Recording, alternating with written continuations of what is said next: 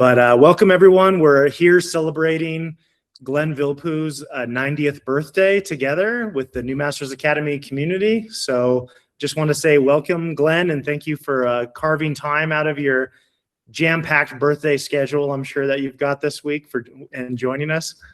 Yes, thank you, thank you. Yeah, it's going to be a big family affair here. All my children, grandchildren, sisters, and things like that. When is it not a big family affair though? Birthday or no birthday? Yeah, it doesn't matter. After you do this for 90 years, yeah, it becomes sort of a routine. Well, it's I mean, 90, that's just a tremendous accomplishment just to be alive this long, even if we take the art out of it. I know Michelangelo was famous for having a very long life. He lived until 89 and he was drawing up until his last year of life, supposedly. So I think you just got Michelangelo beat already by a year. Well, it's a great competition. So at 90, I wonder, because most people are not blessed with 90 years of life. So I imagine that your peers, the people you grew up with, most of them, are not this far. You're this close to the yeah, or along the path. Yeah, most of my peers are long gone, but the thing is that I really actually right now, I feel like I'm really starting to do some of my more interesting stuff. And I literally draw every day. I'm doing stuff all the time. And, we were talking and I was sort of looking back at some of my stuff, earlier things. And, some ideas have not changed. I'm dealing with large painting drawings right now, doing a lot of very large drawings. But the themes of those drawings go back 60 years.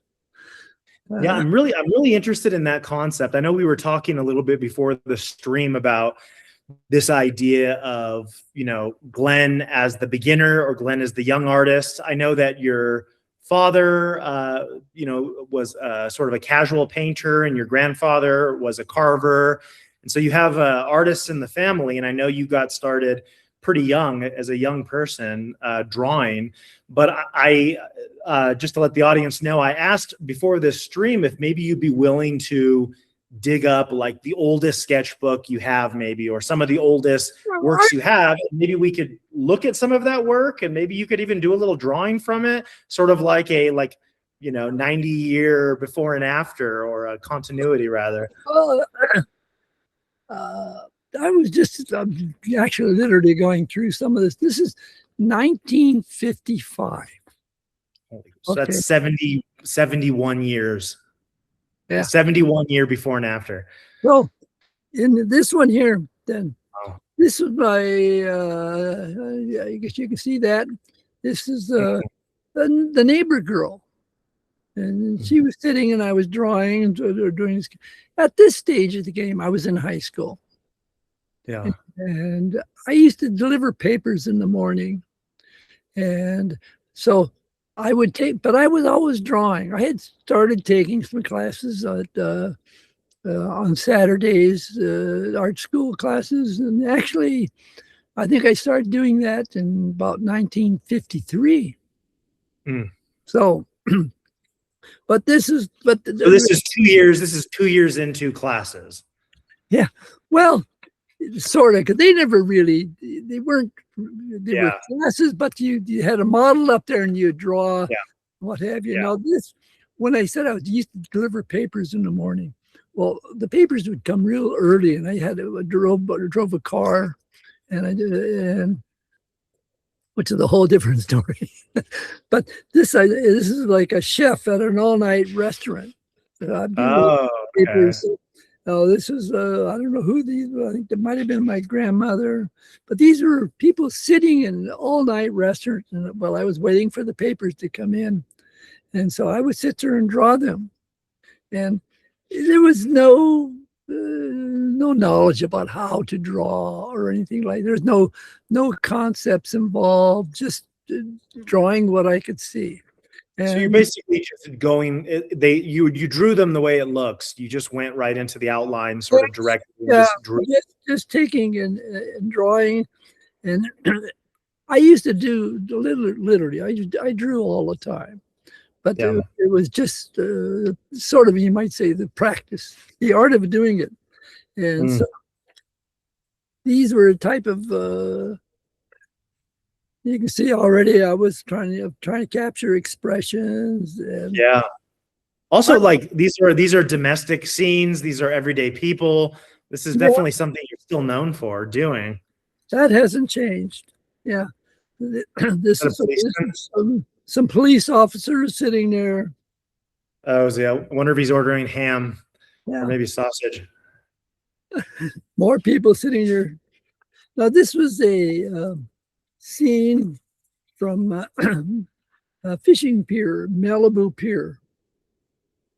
Yeah. Malibu. You mean, wait, isn't that Santa Monica? Yeah. Yeah. Oh, Santa Monica. Yeah. What I did is I went in the Navy for, I had right out of high school, based on a lot of my just sketchbooks. I had a full scholarship, and I wasn't ready.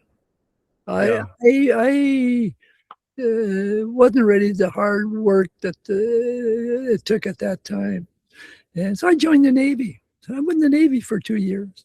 So now these will be. This is still just drawings. No instruction. Just draw what you see. Yeah. Friends, high school friends. So that looks like almost like a Michelangelo study. Basically observation. Just basically, and this was in the Navy. And this is in Pearl Harbor. Is a ship that was alongside us.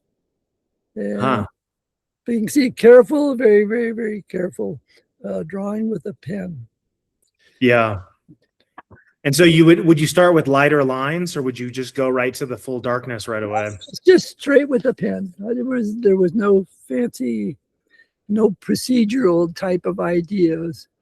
So that was it's interesting. It's interesting though that, like, you know, because I know you emphasize construction rather than going right into the final outlines now as a teacher, but you had decades of that, I'm assuming, of just this linear work that must have given you a lot of skill, so that when you were building it up the way you do now, you still had all that like linear mileage, right?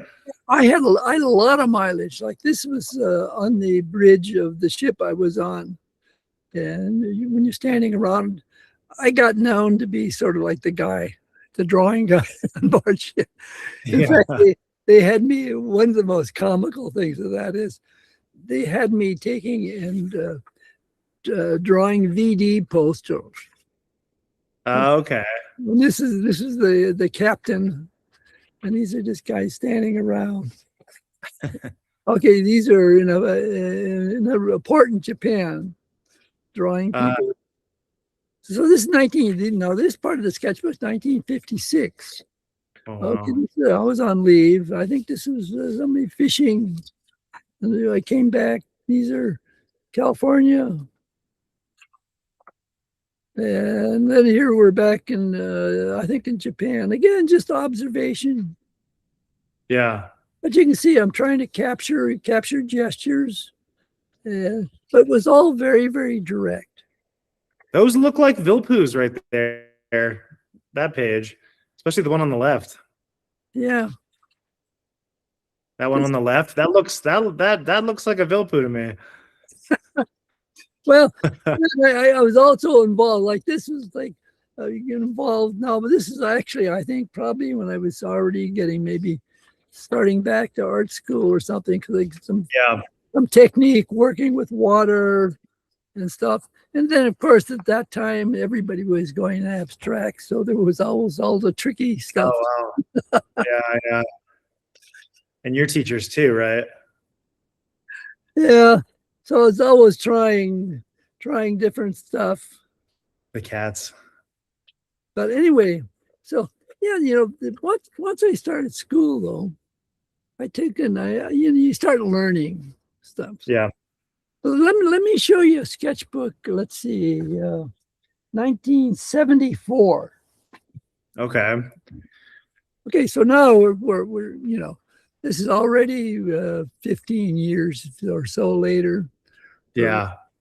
Yeah, So, it's like 52 years yeah, ago.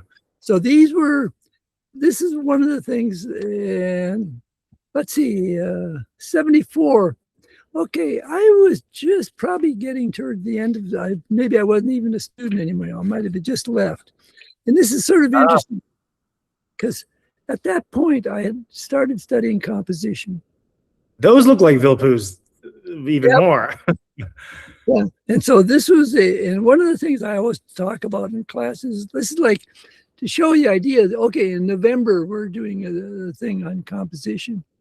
Okay. You mean the retreat that you're hosting for 2 Yeah, weeks at this is we're Colorado, the Master new Village? Masters retreat in November. Yeah. The whole point of the thing is going from composition to painting and whatever. But this is the show. This is some drawings on napkin. Oh, wow. So, The napkin held up. It's been a long time. The napkin's still holding together. yeah, it was stuck in the sketchbook. And just to give you an idea, I started out with this, and Yeah. this is June 74. And what I did is here you can see the whole idea of procedure. Yeah. I went from one sketch to the next sketch to the next sketch to the next sketch. And who was your teacher that was teaching compositional concepts to you? Would that have been Harry? Well, this wasn't even teaching. This was for myself. Mm-hmm. Mm-hmm. So what I did is on each layer of a tissue, I took and broke it down into the different elements, which is what I teach in showing a lot of structure, and then I squared it off and building it up. And so it's like Photoshop layers today, basically. You're doing that with the tracing paper. Yeah. Very good. Interesting. There was the transition into working on an iPad. It was automatically the same thing. There's no difference. Yeah, exactly. So these are drawings from that time. One of the things as a student, they didn't teach anatomy, and so all of the anatomy that you see in here is purely from observation. Yeah. And people would, but I started studying myself. And so then I took but it was learning to see the things. Yeah. You're drawing from old masters. And that's what I did most of the time. It kind of proves that advanced anatomy knowledge is not required to make solid figure drawings. I mean, we're seeing it right now, right? Yeah. I did. This is about the time I started saying that, I need to know anatomy.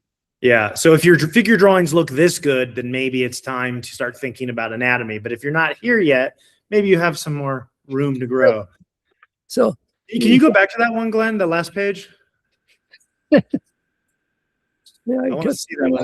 That was an interesting page. The one before that, it had like some wash.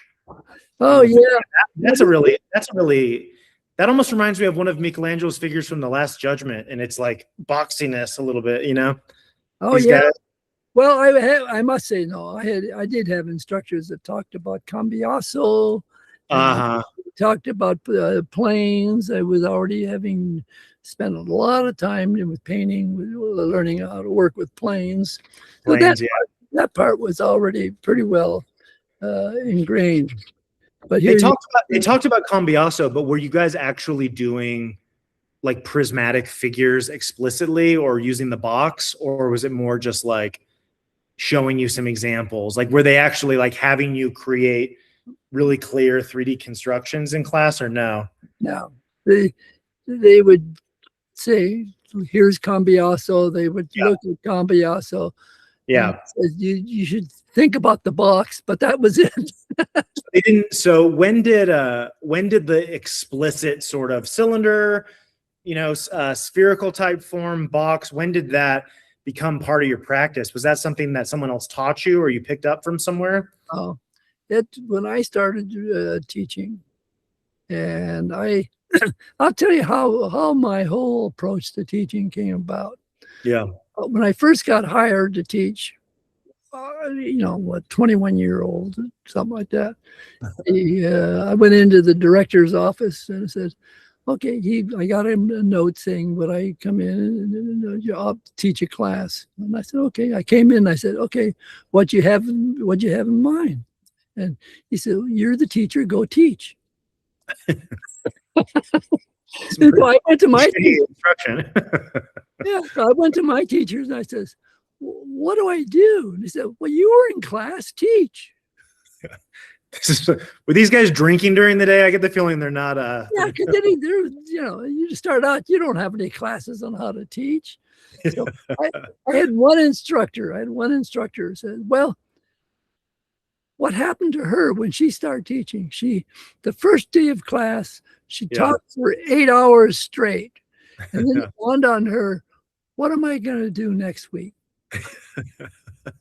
And so what I did is I thought, well, I don't want to fall into that trap. So I started making a list. Okay, what's number one? What's number two? And that list became the foundation of my whole approach, being systematic, breaking it down, and trying to make every part understandable. But that is now become like the common way it's taught outside of maybe more of the academic realist methods. That's basically how it's taught today. So what I'm curious about is how much of that is a reaction to your approach, your books, your teaching, do you think? I put that is the foundation. That when my teachers never did that. Yeah. They would talk about a particular artist a little bit. Yeah. They're mostly working more directly, maybe a straight line to help you with a limb, but they were pretty much like drawing the outlines more directly, right? Yeah, even in the painting classes, nobody taught you how to paint. You had a model up there and you painted. Mm-hmm. And there was no real instruction on how to paint. Yeah. It was through just doing it. And it was like the full swing of the modernist thinking on education when you were a student. Yeah. So for me, taking and breaking it down, that was a whole change, a complete shift from the way, from in a sense, in the way I was taught. So you basically had to like reintroduce an analytical approach. Were you looking at historical sources, or how were you figuring out what that approach should look like? It really comes down to, I was studying composition because that was really the part that really interests me. And in doing that, it was all, every day I would take and be drawing from an old master's. And but not just the paintings. Well, a lot of times the drawings intrigued me always. Yeah. And so when you start looking at how did they do it? Yeah. They think, and all of a sudden it starts making sense. Yeah. And you go back to not necessarily how, instead of the surface rendering, it was, what's the thinking process here? And as you start to take and understand, you see the logical way of doing things makes it really, that's the way it's done. Yeah. And people ask you like, well, when I started working in animation, that was just a follow through. I didn't know anything about animation, wasn't even particularly interested in it. But you were teaching the animators. So you were teaching the teenagers, you were teaching the pros. I know Aaron, when he was here, he said that Aaron Blaze says you were one of his teachers. You were in the Drawn to Life. Actually, Aaron, I wasn't a teacher of Aaron. He's 30 years younger, but Aaron. That's just what Aaron said. Aaron said you were one of his teachers.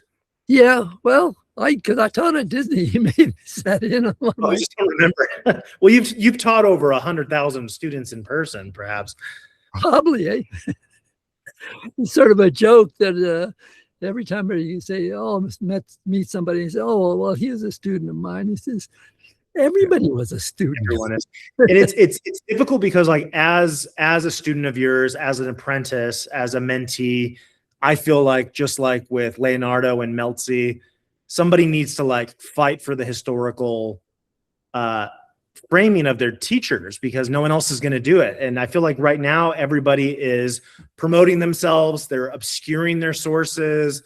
But there's books out there on the figure that sell really well, like some of the best-selling books, and almost everything that the teacher is teaching is like coming out of your book. Like it's like Vilppu, they're teaching the Vilppu method without necessarily crediting Vilppu. And so you have like the obvious imitations, but then you also have like the diaspora of the ideas, and like, okay, Vilppu is systematically doing it this way, and they're going to maybe change the steps or make some changes. But then there is like the more subtle influence. But it's sort of it's like it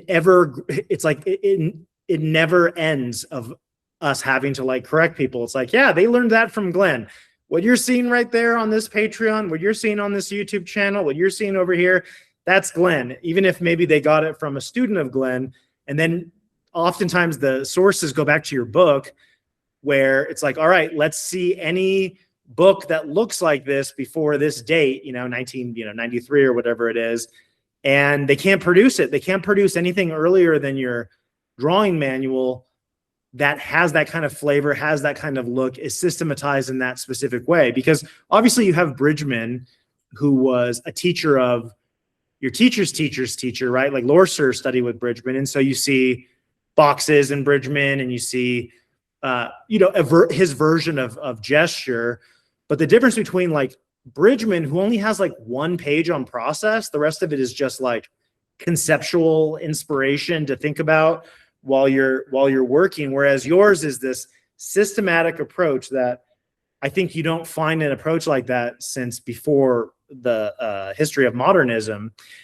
By the way, we mentioned Bridgman. Was he an influence of yours? Like, how did you feel about Bridgman's work? Well, of course, he was brought up in class. Yeah. Because what I find with Bridgman, that the idea, the idea of wedging type thing, that's really obvious.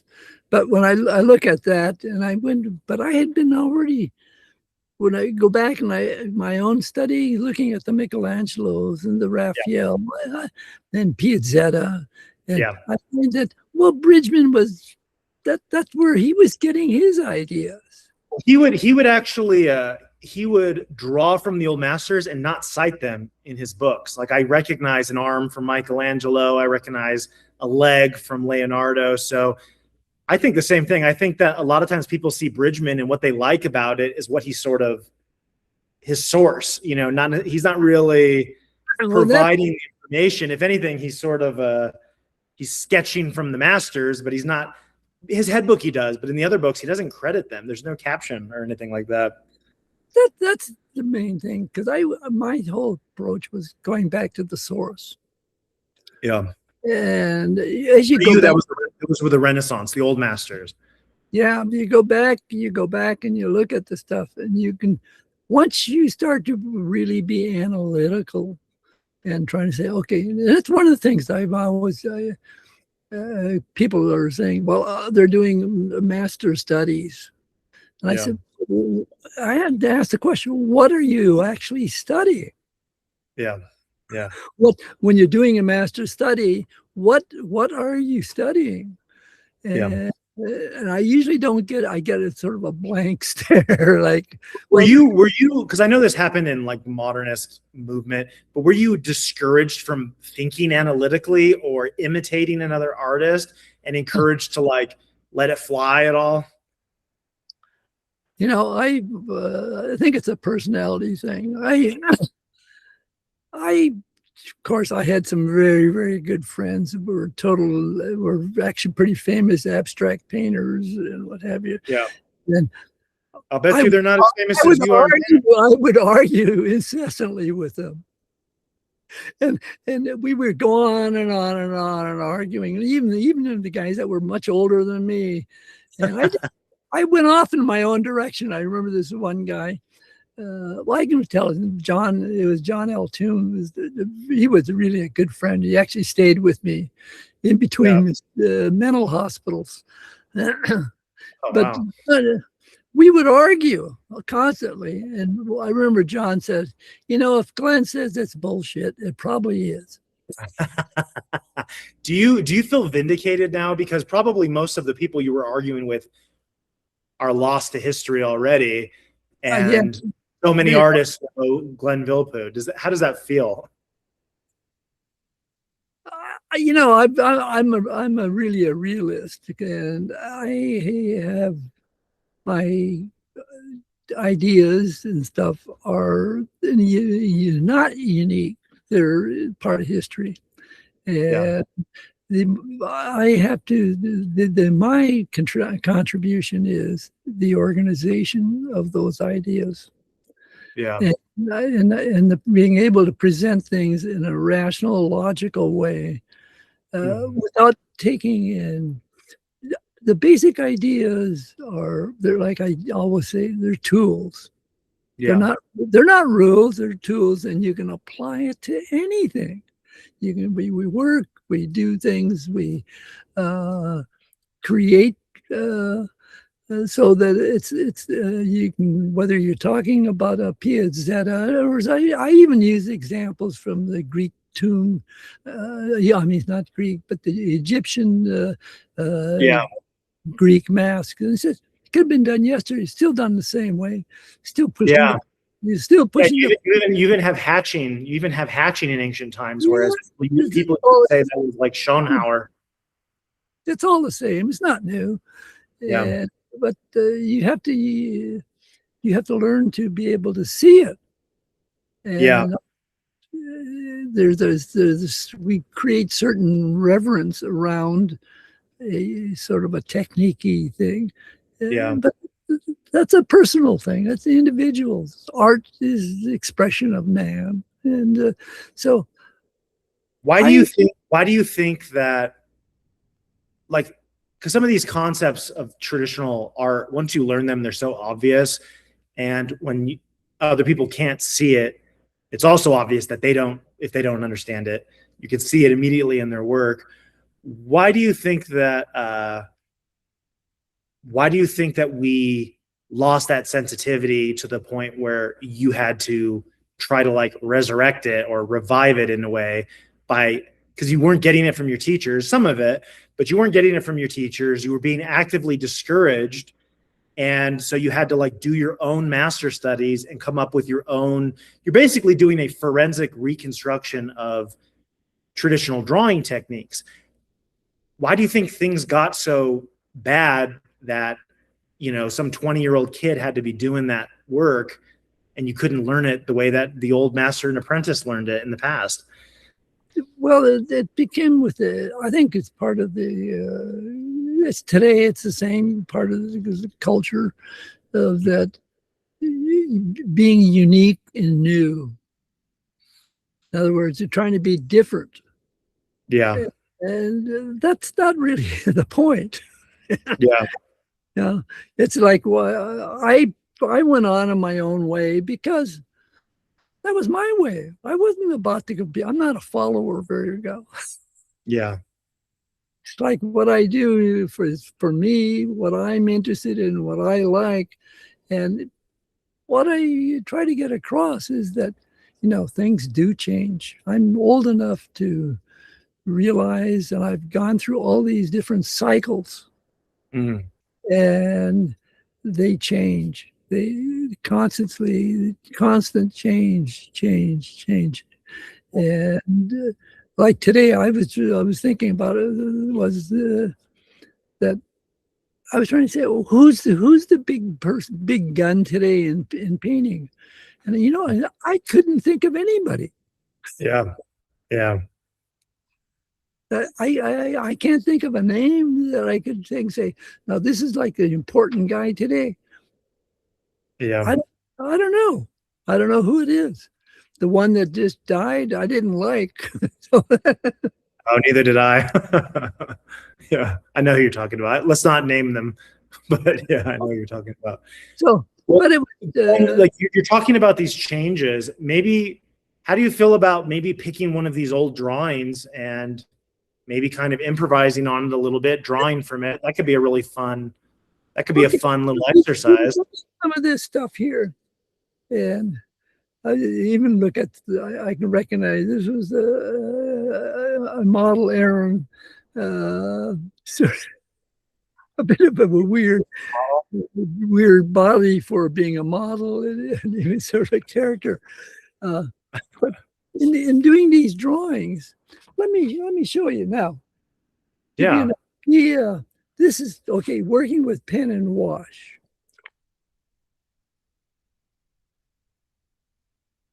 Pen and wash. Yeah. So this is, just to be clear, this is a more recent sketchbook now. Yeah, this is 22 July. Okay. So we're 52 years in the future. Now, what's similar? Let me go through and I can show you. Okay, this is this is a new sketchbook in July. So Yeah. one of the things that a lot of the more realistic painters today don't have the concepts that were really developed of a sense of order. But that was part of like Cézanne. We look at Braque, even Picasso's Guernica. It was a sense of order. They were preoccupied with order, and so the abstract element. And so these were going from a life drawing, but I was trying to break it down into a concepts of order, and so we can go. But this is kind of thinking that actually was going on, was pretty prominent in the 1940s. Mm-hmm, mm-hmm. With say Thomas Hart Benton even, and so I taking that thinking of the abstract. And so what I've tried to do is, in my teaching, like even in capturing gesture, is that it's the concepts of order, of how you, because you have to communicate. That's all about communication. And so taking and developing, now all of this stuff is drawn from imagination. This is an idea now that this is funny because this is a let's see, where am I? We're seeing backwards here. Okay, this one here is the idea comes from a painting of I'm trying to think of a Courbet of figure lying down into the shade under a tree. I like the idea of this figure lying down in the shade, so I was trying to play with that. So, but like these are all drawing from imagination now. And like this is the centaur. I'm doing lots of these drawings now, large actually. And so then as I develop them and I'm working on the ideas, now here, this is actually using the idea of, say, a rhythm, but also thinking of box forms. But what's different? Now, if you can see this whole page here, it's all okay. Is that using box forms coming through? And now I do a lot of let's see. Okay, these were sitting, having coffee with a friend of ours visiting from Japan. It was a translator, and sitting in the restaurant. Then across from her was somebody holding a baby. So now that's going back. That's going back to 1955. Yeah. Except I'm much more tuned into feeling the space, and what I'm doing here. Like this is on stone paper, so it's pretty modern. Yeah.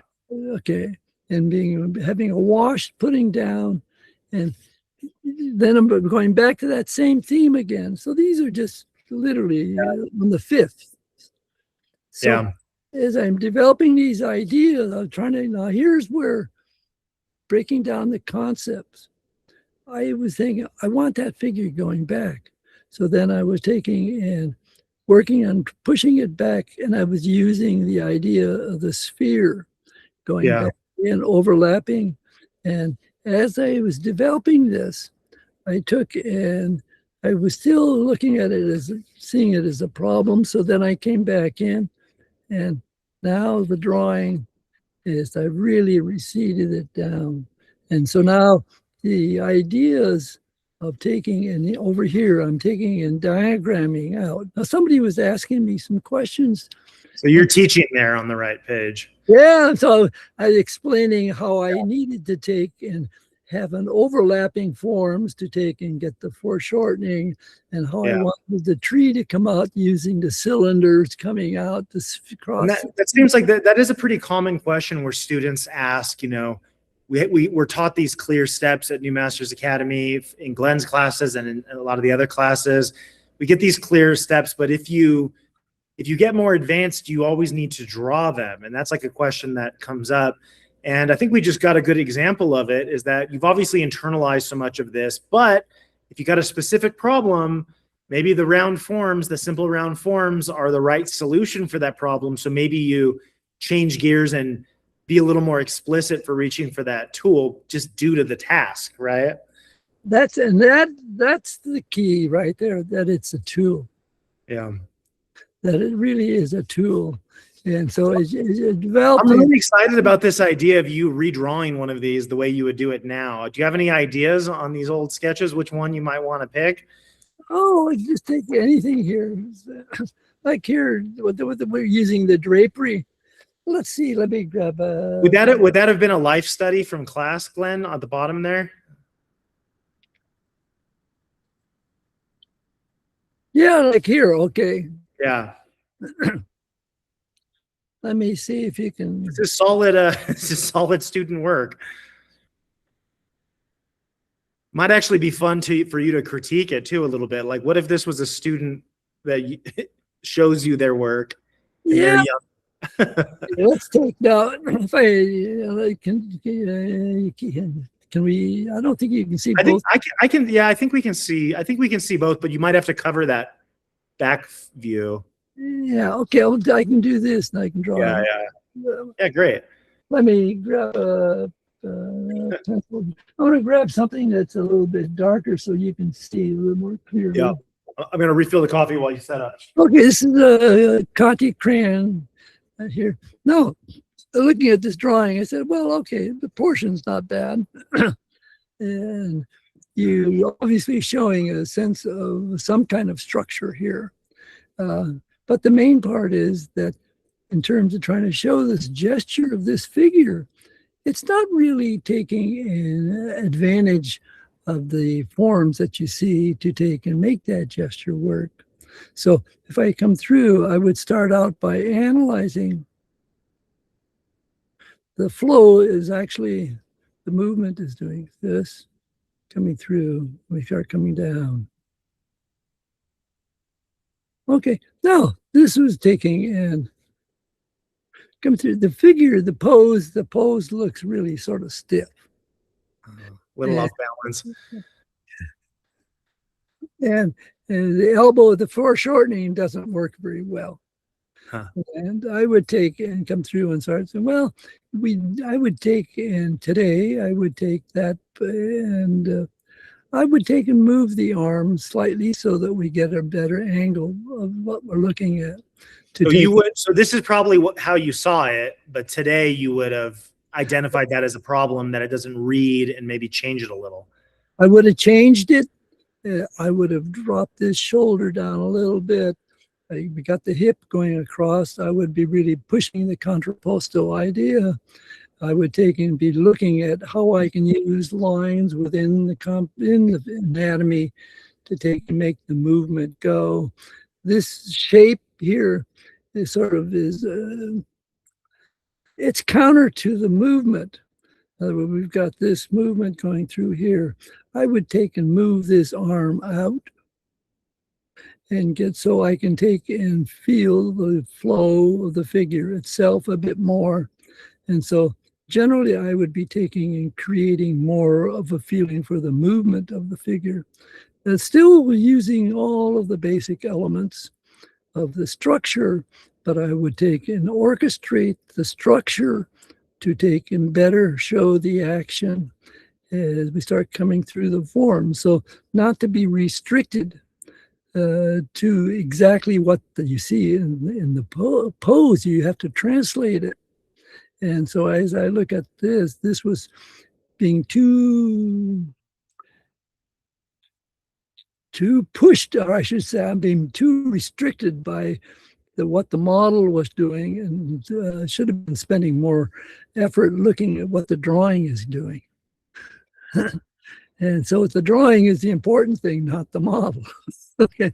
And so even as I look at this leg, well, there's a suggestion of understanding of the box, but it's really not really all that clear. And when we start taking and thinking of the anatomy, how we could take and focus in here and feel the kneeling point, and then how the overlapping of the forms come across, and we would start to feel a little bit clearer understanding of what the actual structure is. So I would, all of those are all things that I'm always doing against my drawings today. I could, and that's, that's one of the things that the student somehow loses the ability to actually see their own drawings. Yeah. How do these drawings look to your eyes now? Do you remember how it felt to draw this way? I mean, I guess you would have been, you weren't too young at this point, right? You would have been like 40 or something, right? Here you can see Wow. these are a little bit More Vilppuian, those ones. Look at this. This stuff is drawing from the paintings or Poussin or composition. Yeah. All of this stuff, so that there's a difference. See, the difference, you can see the difference drawing from the old masters compared to drawing from the model. Were you trying to merge those things together? Like, here's how the old masters draw, here's how I draw when I'm analyzing composition, and here's how I draw when I'm looking at the model. How can I get these to like feel the same? Was that the thinking? I wasn't thinking about how to merge those because they were two different things. Yeah. It's over 60 years that they merge. I see. So it wasn't something you were like consciously trying to do at that time. Yeah, no, it was just like here. These are more examples of compositional sketches where I took and here. This is sort of an interesting thing because what I do with these drawings here were I did a series of small drawings. Basically, now this is based on a Poussin. Oh, okay. This is they basically a rough. I used the composition of Poussin's Massacre of the Innocents. Okay. There's a figure coming down, and the baby in the boot, and the figure in the. So, but you're transforming into a domestic scene now. Yes. Yeah. And then I'm taking. That's fun. That's a fun idea. Yeah, and I went going through layers to taking and. Building the thing up. So that was from Poussin. Yeah. And so these are some others. So again, taking and thinking of geometry, you can see the concepts of the structure and building on that using thinking spheres and boxes and cylinders and building. You talked about some modern art examples, but the geometric structure, you know, that's the old masters. The types of poses and configurations are like the old masters. How is this being synthesized with sort of the modern abstract thinkers to your mind? Because to me, it looks very traditional in a lot of ways, except for the subject, maybe. It basically everything we do is abstract on a piece of paper is flat. It's not real. Yeah. Okay. And that I have for myself, the figuring out. It's like a friend of mine called it. It's like having a 3D game of chess. You know, it's really, you move one thing, you move another, but that's the foundations of everything. So you can see, you can hear, it was sort of, you can feel the idea of the triangle, and you can see how I was really working at all of the geometry involved in the thing. Now, I don't really know of any of the figurative people today actually doing that. Yeah. But that's incredibly traditional. But it's also, a lot of it's just based on the concepts of differences. Here you can see the box idea. Mm-hmm. And you can see how simply I was thinking 3 different triangles working in space and turning it into is the geometry coming first, or are the figures coming first, or it just depends on the piece? These came out with the idea of trying to do something where you have these different things, and then turning it into a domestic scene that I can take and develop. So here you can see. Now this was actually a portrait I did. This reminds you of like Angres or Ang. But here you're going back. So here you can start. You see some of the construction. Yeah. Here you can see the basic simple volumes. Mm-hmm. So, that's from a Giotto, right? That idea of the drinking. Yeah. So all that stuff is coming through already. So this is 1974. So this is the beginning when I actually had been teaching for a while. Okay, yeah, because you would have been in your early 40s at this point. So you've been teaching. This is actually at the time I stopped teaching at art centers, so I would have already have been teaching for 13 years. Yeah. And so I developing, and these were when I started my own school, and I was teaching drawing and painting all day. And what was it called? Your school? Just Vilppu Studio? Yeah. So now you can see the anatomy is so much stronger here. Yeah. And I just kept constantly taking and pushing the understanding. So the old master studies never ended, right? So you're always drawing from life. You're always drawing from the old masters. You're always trying to apply what you learned from the historical masters to what you're doing on repeat for your entire life. Absolutely. Like this is probably, do you think that's your greatest advantage in terms of what you had that allowed you to be successful? Because you had great teachers. You had some of the best teachers, Harry Carmian, for example, really good teachers. But it seems to me like the old master part was more, the old master and nature, those together were probably in the long term more important. What do you think? Yeah, like even there's something like this. I was thinking of those Botticelli. Oh yeah. So and their thing. So at the same time, though, I was taking and doing a lot of the animal drawing. Wow, you've taught a lot of great animal artists. Like Joe Weatherly is a student of yours, right? Yeah. I know Joe draws similarly. Yeah, I just took Joe's that had some illness recently, and I substituted for 2 weeks in Paris with this just a few weeks ago. I hope he's doing better.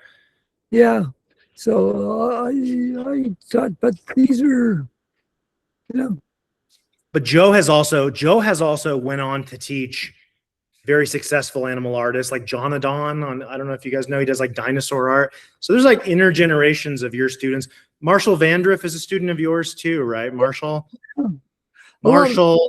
Drew Struzan, it's like everybody studied with you. Will Weston, I just saw a drawing by Will Weston that looked like one of your drawings from the 90s. Like it's like stylistically, like you could have come out of one of these sketchbooks. So some of your students, they inherit more of your style or your style from a particular era, but then other students sort of learn from you and maybe their final style looks like Drew Struzan's work doesn't look like yours, but he gave us that testimonial saying that basically you taught him how to draw and those were the lessons he carried forward. So do you have a desire for your student? Do you want them, are you okay with their drawings looking like a Vilppu student, or do you want them to, or do you not care what they do with it once you give it to them?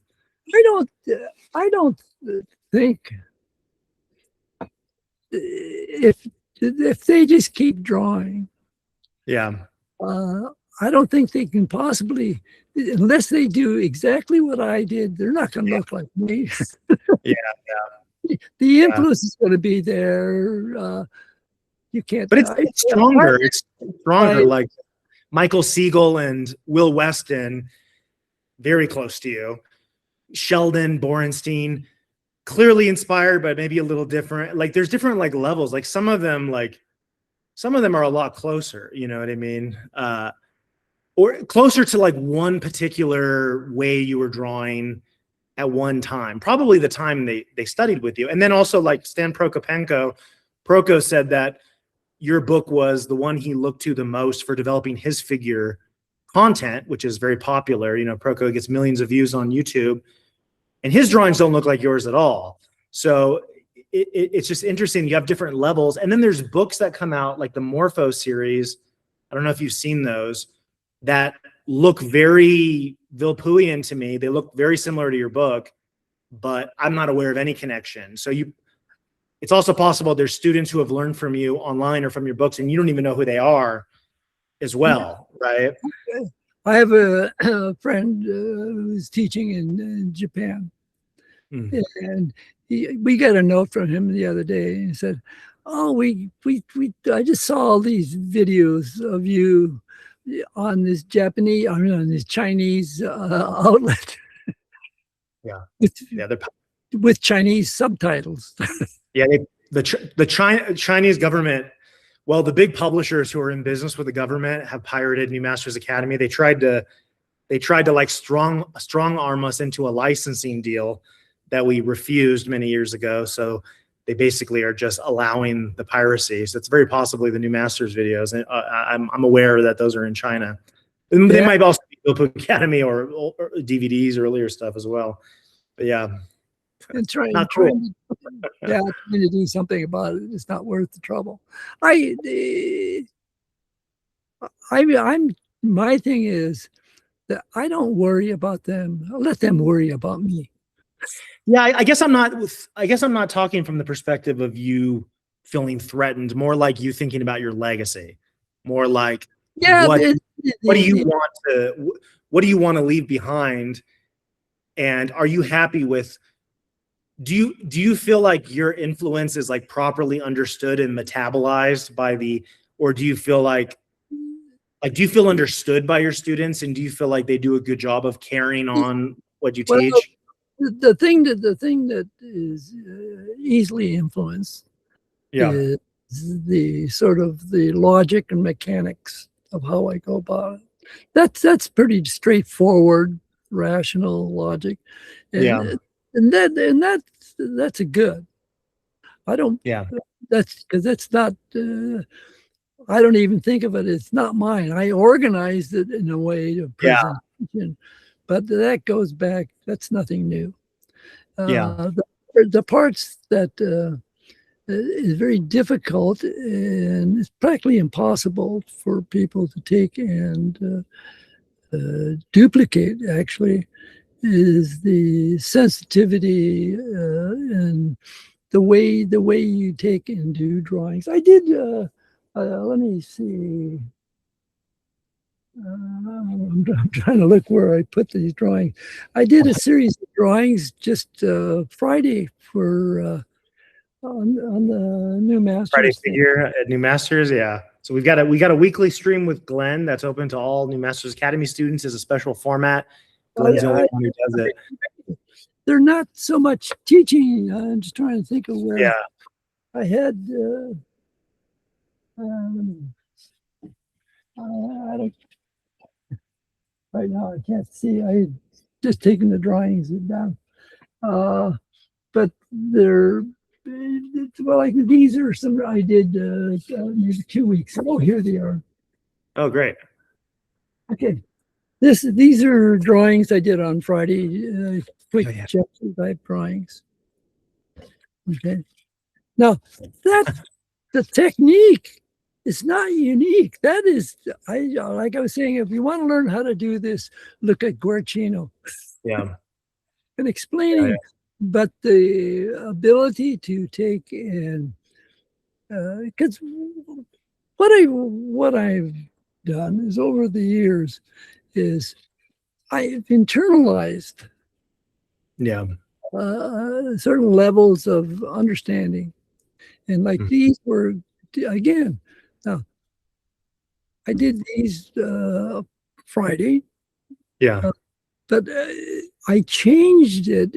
If you look at the photograph, they have very little to do with in terms of if you try to put a photograph over this and copy it, it wouldn't work. I did it. I added more personality. I gave it more feeling. Well, you treat the photograph as a jumping off point, the way the old masters might treat a sculpture or another drawing, or exactly. It's just a place for you to begin to explore. For you, it's a reference. It's not. It's the beginning. It's not the point. It's the beginning of the thing.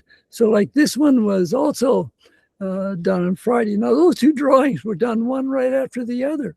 This is actually crazy too, that these are such lively and remarkable drawings, and people are watching you do them live. Like, they're so well documented, and they can also, I mean, are they asking you questions during your Friday stream at New Masters? And they're drawing along, because I see the chat, and the chat's like filling up with different versions of this, and everybody's doing their own thing. But I think it's really special that we can do that we can come together and do that, because it would have been impossible 20 years ago. It would have been impossible 30 years ago. This machine that we've got in front of us. Yeah.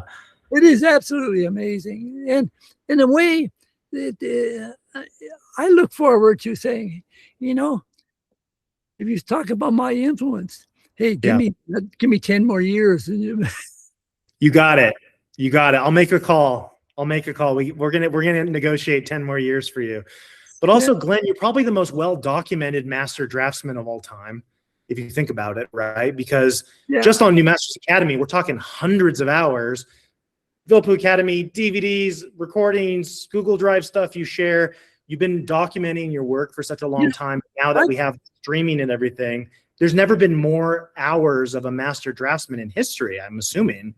Yeah, because, I've probably started figuring out, I probably got between the Vilppu Academy and New Masters, hundreds. I've probably got at least 400 hours of video. That's insane. And so much of it is like this. It's just like a little spontaneous interpretation. You made the decision one way. You probably wouldn't make that same decision tomorrow.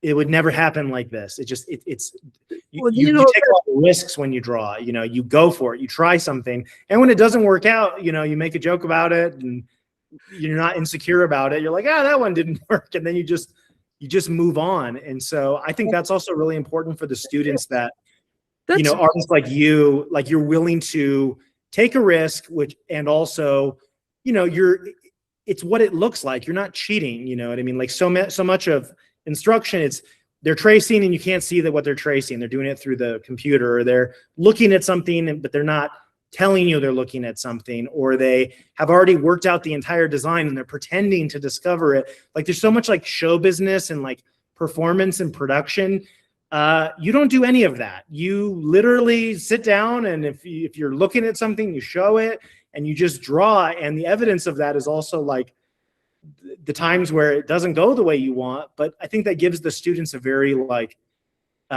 realistic, but also inspirational, aspirational model to follow. It's like, yeah, it's okay to take a risk. It's okay. Not every drawing will turn out, even if you're the best, even if no one's better than you. If you're not failing, you're probably doing boring work. If you're not missing sometimes, you're not taking enough shots. I think I really like that about you as a teacher. It's, it's the idea that you, as a teacher, I think the students learn as much from that, just what you're saying. Yeah. Yeah. Like I say, my ego is not there. I draw, I make mistakes. Yeah. You get what you see is what it is, Yeah. And that's actually rare, and it's more and more rare because online, you've got the camera set up and everything, and most artists who are doing online teaching of any kind are marketing on social media, so they have to have these like polished, several seconds, immediately high impact. So they're basically like, it's like a video production and it's a marketing thing. And it's like, I don't even see real drawing very often on social. It's like, I just see these performances one after another. And I think it gives the student the idea that drawing is magic. And if you're not a genius and if you're not talented, you can't do it. I think it can be very I think there's like a side effect of the students getting unrealistic expectations. And I think it's actually bad for the students. I understand why the teachers do it, but yeah, I think you're seeing less and less of this now. I mean, there are artists who will just like David Finch. There's artists that will just stream and they'll just draw, but I feel like it's become, the algorithm especially has really pushed artists towards these like fake drawings, or they're real drawings, but the process isn't real. It's a performance. Like, I don't know if you know this, but Bob Ross, in his show, he kind of acts as if he's doing it from imagination. He's like, let's put a happy little tree here. Let's add a mountain, as if he's making these decisions. But he already had the painting worked out off camera. The New York Times did an article about this a couple of years ago. He already had the painting worked out from reference, obviously. And then, so he would do the painting 3 times. He would do it from reference and prepare it. He'd place it off camera, and he was just looking off screen as he did his famous TV show. And then he would do it one more time for, I guess, some kind of book or syndicated thing. But then people thought he was just making up these landscapes from imagination. If he was doing that, they would look different. And so, like, I just use this as an analogy because everybody like loves Bob Ross, and it's kind of a harmless example. I don't want to like call people out. Like call out artists that, I know I know this is not what it looks like, but I think it does. I think it has like a negative effect on the students that nobody really like takes time to think about or has an accountability for, where it's like, if you really believe it's magic, if you don't understand it's an illusion, you're going to try to do a spell and the rabbit's never going to disappear. It's like this drawing here. When I did this Friday, I put this wash down here to start with, and it was running all over the place. I was laughing about it, and you do these things, and you never know where it's going to go. It's like people ask, well, do you draw every day? Pretty much, I do. Yeah. More than anyone I've ever known, for sure. No one draws as much as you. I've never met anyone who does. Well, but also I'm curious about things. Yeah. It's like I've been developing. Please. Let's see. Where did I just plop that sketchbook down? Oh, actually, also, we need to read you some of your birthday messages. So just so you know, we got to read some of these to you because we've been getting these for the last few days. We told people on the New Masters Digital Campus, it's a free community on Discord. I know you know about it. And we just said, hey, we're going to be doing a stream with Glenn Vilppu, this stream now. And then we're going to do a marathon of Glenn Vilppu New Masters Academy content today, which is going to begin at the half-hour mark.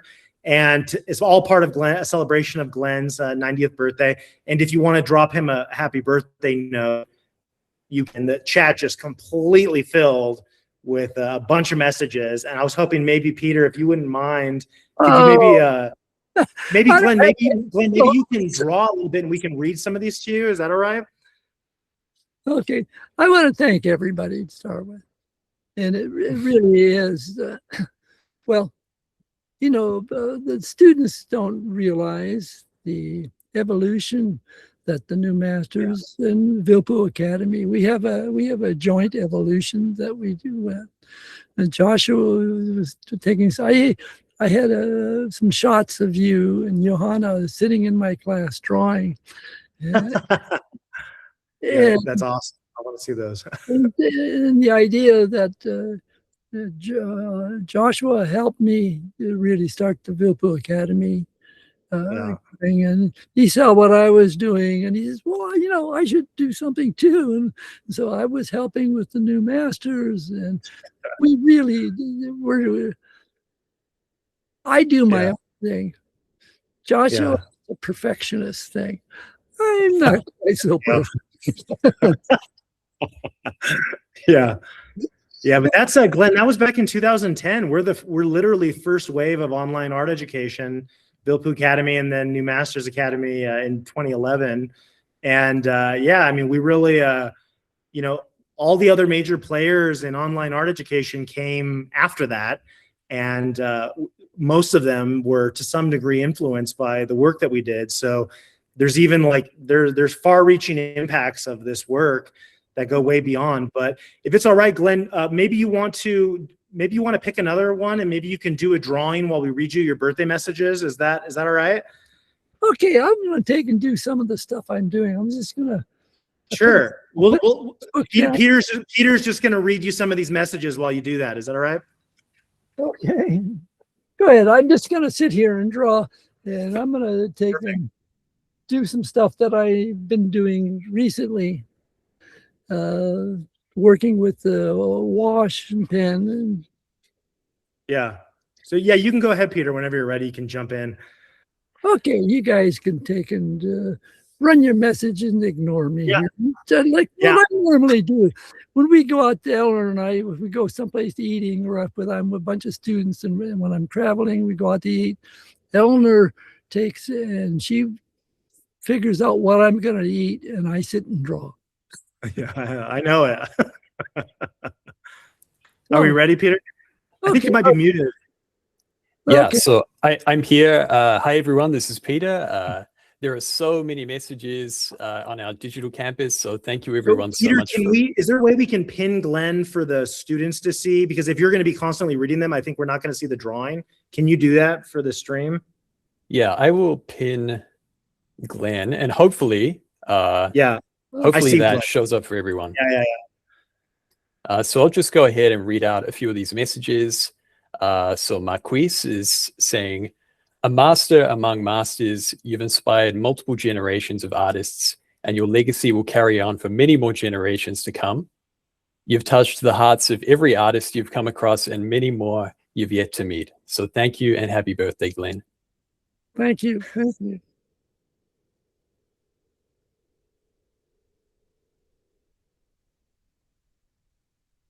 And Zach here is saying, "Happy birthday, Glenn. Thank you for the love and sacrifice you've poured into the craft and the investments into artists. Your legacy continues to grow and will not stop. Have a wonderful birthday." Thank you. Maybe I can bring these up too, and we can like tag team.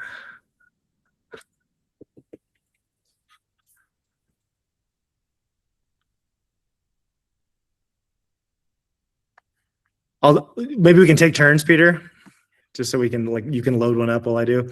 So Debbie says, "Happy birthday, Glenn. I'm incredibly grateful for all you've shared and continue to share through your classes, learning not only about art, but also how to look at the world and notice all the beauty around us has been a real inspiration. Thank you for that. Wishing you a beautiful birthday and all the best." Thank you. Thank you.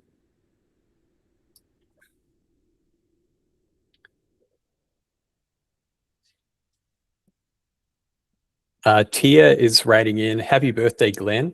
I always prioritize the Friday draw along sessions as often as I can manage. Thank you so much for sharing your time and skill with us. And I wish you many more creative years.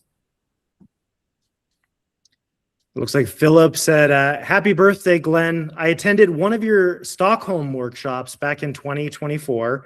Philip's one of our Mastering 2026 scholars. And it was a key moment for me that made me realize I need to keep studying and take my own art more seriously. You have inspired and taught so many of us throughout the years. Thank you for being a beacon of knowledge and education and helping to make our dreams become a reality. Oh, thank you. I was looking for another. These are fun to read.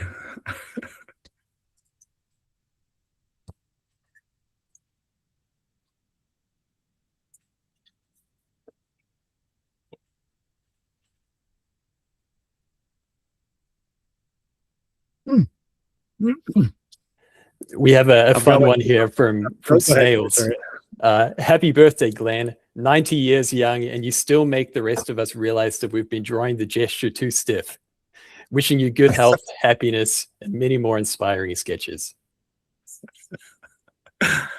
Still teaching us. So Sia says, happy 90th birthday, Glenn. You've had such a profound influence on my art and on me as an artist. You changed the direction of my artistic journey in ways I could never have imagined. And for that, I will always be incredibly grateful. Thank you for being such an extraordinary artist, an inspiring teacher, and above all, an incredible human being. Your generosity in sharing your vast knowledge and experience without ever holding anything back is truly special. Wishing you many more happy, healthy, and productive years. We're working on 10, continuing to inspire artists like me. It is a privilege to have learned from you. Heart emoji, art palette emoji, and I believe, I don't know what the last emoji is, champagne popping. We're popping bottles. Thank you. Thank you. And I'm sitting here working with water-soluble pencils on stone paper. And you know, Glenn, when they stop making this paper, there's going to be generations of artists watching these videos pissed off that they can't get it because you guys are so excited that you keep promoting it all the time. It's like a small company that makes it. Oh, your videos are going to outlast this paper. Yeah, I had the greatest. I've been doing these really, really large ones, and I had to go to China to get the thing, and they finally it would have cost me, so many $100 to just for $600 for shipping, and we finally got a local distributor, and I bought large sheets and I cut it up myself. Nice. But you can see what the effect in working with the water, and I can take and subtleties of tone, but all of the stuff I talk about is incorporated. Like you say, after so many years, you don't have to take and, in a sense, I talk about spheres and boxes and cylinders and everything. But once you understand them and know them, you use them. And so when I'm drawing, I'm taking and I focus on the idea of the construction. I think of the flow of how things go. And are you looking at, Glenn, are you looking at something right now for this drawing? No, it's just imagination. I didn't know what I was doing. Because it kind of looks like a portrait you did in your old sketchbook, the head part. That's a little bit. The idea that the techniques go back, like the use of pen and wash. What I'm doing is I'm applying approaches that go back hundreds of thousand years. Yeah. But it's materials is all new materials. Yeah. Stone paper, water soluble. Digital sometimes, right? But the fundamentals are all the same. and it's based on understanding and knowing your anatomy, bringing in levels of experience, and so, and it's just, I like the look when it comes down to it. And so as I come back into things like this, see, I mean, this is a water soluble Caran d'Ache pencil. This is a Mars Lumograph Aquarel, water soluble, and then the water brush. All 100 years ago, they didn't exist. Yeah. Yeah. Yeah, but they had washes. Maybe the brush is dipped into the water instead of it squeezing the water out, and maybe the pigments applied differently, but the same concepts, right? And then the kind of paper that you're working on, Yeah. it's all unique. And one of the things that this has allowed me to do is I can take and do a little, I'm out sketching all the time. Yeah. And you can come through and just put a couple of marks down. But you have to already in your mind, you're seeing what, if you're drawing from something, you would be picking out elements. And like points, you're placing points from your observation, and then you're running the lines between them. Yeah, right now, of course, I'm just doing it for imagination, but what I do is just very fast. Then I get back the water brush. Now I'm taking and constructing, thinking of plane. You're using those landmarks as a well of ink in a way, kind of, to then do the rest of the drawing. Yeah, you see how I'm taking an efficient light source, it's breaking it down.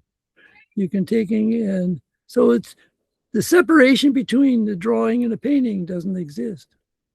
It's all part of the same thing. You have to dealing with a form, and then you go back in, and I can take and go back into this. Now this will change because it's going to be, that's wet, so this will be very dark. So it's learning the materials. Yeah. So you're saving your darks for your darker darks for when the water's already down. Yeah, yeah. And I come back in and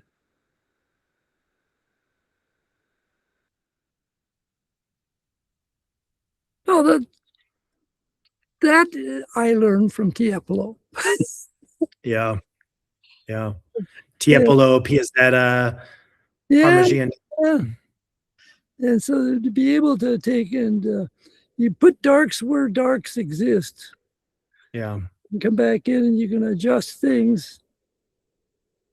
Yeah, they're like landmarks and accents, right?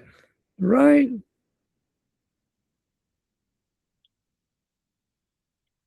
But one of the things I really, now here's where I take in, with a lot of the academy people, what they're really good at is values.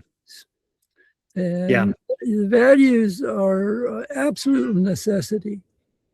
Yeah. But at the same time, you have to have the freedom to take and use them.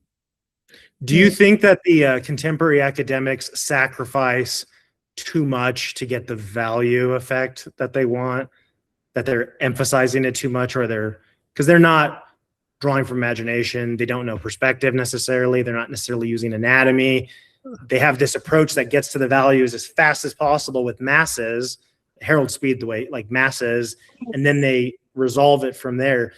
Do you think that's like a legitimate approach, or should they maybe bring some of this other stuff into that before the values? Yeah, the difficulty with it is that it is so, in a way, rigid, in that it fixates a way of doing things that the student has a hard time then breaking loose from that. You know, it's really interesting, Glenn. I don't know. You know Elisa, right? Finnish new master student and Vilppu Academy student. She was in Italy with us. Elisa Pastella, Finnish. Okay. Do you remember her? Yeah. She went to the Florence Academy of Art like a year ago, and she's there now. But it's after 5 years or 5 or 6 years of New Masters and Vilppu Academy, and she is like dominating right now. Like she won Best Figure of the Year. She's like there on a full scholarship. Like she's doing great. You should follow her online, because it's really interesting to see. It's kind of what I was getting at with the question. But what if you took a student who knew a lot of this and then put them in that academic environment? And she's not the only one. There's been lots of other New Masters Academy students, and I'm sure Vilppu Academy students who go there, but their work looks different at the atelier coming from this more traditional background. I'll send you some of that work if you haven't seen it yet. It's pretty impressive. Okay. Yeah, I really, I'm doing so much stuff all the time. I have very little time. Yeah. I don't imagine you scrolling a lot. I'm not really tuned into what everybody else is doing. People ask, well, what about this artist? I said, yeah. No. Show me. You know who else is doing well? Do you know Ramon Hurtado, Mexican American student? Do you remember him? He was a student the same time I was. He was coming from like an academic background. He was really interested in like the Karachi, and he was learning your method after having come from a contemporary academic. Ramon, do you remember him? Oh yeah, he's very good. Yeah, he's gotten really good. And he's a teacher too, and I just saw him giving a talk. He was just giving a talk at some school. He's come a long way too. There's actually quite a few students who are kind of blending the contemporary academic and then your teaching together. Yeah, it really takes a strong individual to and be able to acquire that knowledge, but not be restricted by it. Yeah. So you do have a preference for students. You want them to move on from your teaching and go their own direction, it sounds like. Absolutely, because they're just tools. Yeah. And they're seeing presented. You're seeing a personality present them, but that's not the only way they can be used. Yeah, I love seeing how students combine lessons from different traditions and different instructors and create work that looks unique to them. We are coming up to the half-hour mark right now. We're going to begin our Vilppu marathon on YouTube. So I just wanted to say thank you so much for joining us, Glenn, and thank you for a lifetime of inspiration and education. Thank you for being, thank you for Vilppu Academy. Thank you for your books. Thank you for being a critical part of the founding of New Masters Academy. And we have a ton of birthday messages. I don't know, maybe Peter can like screenshot them or copy paste them into a document. We want to make sure that you can see these, because we read like 5% maybe tops. I want to get those to you, but yeah, and I'm really excited for your upcoming your retreat this November. It's actually the longest retreat we've ever done. It's 2 weeks. I'm looking at that as sort of a culmination, literally, of my career. Yeah, can you talk a little bit about the retreat? So this is going to be, if you want to learn about this, go to newmastersvillage.com. This is the in-person home for New Masters Academy in Southwest Colorado. Glenn is coming for his second retreat, and it's a 2-week composition retreat. Can you just tell us a little bit about what students can expect from this event? Yeah, what I'm going to do, the first week is focusing on taking figures, but not copying, it's not a figure drawing class. It's a composition class, taking figures and combining figures, making a composition. And I will be going through each day of an addition to the composition. And then at the end, the second week, we'll take our compositions and paint it. And going from the drawings. So the students are going to be creating original compositions. We're not all doing the same thing, right? Yeah, I'm not making their compositions, they are. And so they're getting guidance directly from you. You're introducing different compositional tools, giving them some structure and framework. They're going to invent a composition, and you're going to help them iterate it, develop it, see where it goes. The daily critiques, going over their drawings and working out the compositions. And are we going to have a live model there as well? Yes. Yes. So we have a model, but the model is there to help us execute our compositions. Yeah, the live model is not for copying, and just short poses where you take as inspiration to take. And in the past, the old masters spent most of their time trying to find the pose. Yeah. They would have the model take the pose of the sketch. They wouldn't necessarily have the model do whatever they want and turn that into the painting, right? Yeah, the model came last. Okay. Yeah. So we could actually probably do that though, right? We could like have some time where the students who are working out a pose, we could ask the model maybe to like, maybe we could take turns. Maybe the model could take the poses from the compositions and we could be like working with the model in a two-way instead of it just being like a one-way street like it usually is, like a performance and then we're all just witnessing it. The model's a reference. And then we're going to, so we're going to pick a composition. So we're going to develop a composition in the first week. And if you can only make 1 week, that you can choose which week you come, or you can do both. But so they're going to finish their design for the composition on paper.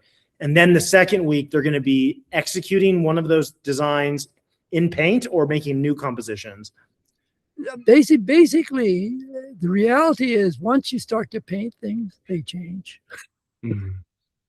Yeah. But it's the idea is to work out a composition and then take and applying that and working from your drawing primarily. And that's going to be, not many people do that, but which was the standard in the past. Yeah, this sounds like a really remarkable class. You can't get this information anywhere else. This is a culmination of, we just saw Glenn's sketchbook from the 50s. So this is minimum 70-something years of compositional theory, derived from the masters, derived from life, a lifetime practitioner. Vilppu Academy is Glenn's school that I helped him create. It's still active and it's an award-winning school. You can go to vilppuacademy.com. He's got live classes. He's got all different kinds of events and group chats and video chats. It's a really amazing resource. Check out Vilppu Academy. Every Friday at New Masters Academy, Glenn teaches Friday figure drawing with us. And Peter is the host of that. And that's for all New Masters Academy students. There's also the courses in the tracks from Glenn at New Masters Academy and the backlog DVRs that you can access from all those live streams. And head to the newmastersvillage.com, learn about Glenn's upcoming retreat. This seems like it's going to be an epic historical event that will probably never be repeated. And this is really your shot. So if you're wanting to do compositions, develop your own compositions, this sounds like a really remarkable opportunity. We would love to have you with us. And I think we're right at the top of the 30 minutes. Thank you so much, Glenn. And from here, we're going to be beginning our Vilppu stream. And thanks everybody for joining us. We appreciate it. So yeah, signing off. Thank you. Thank you.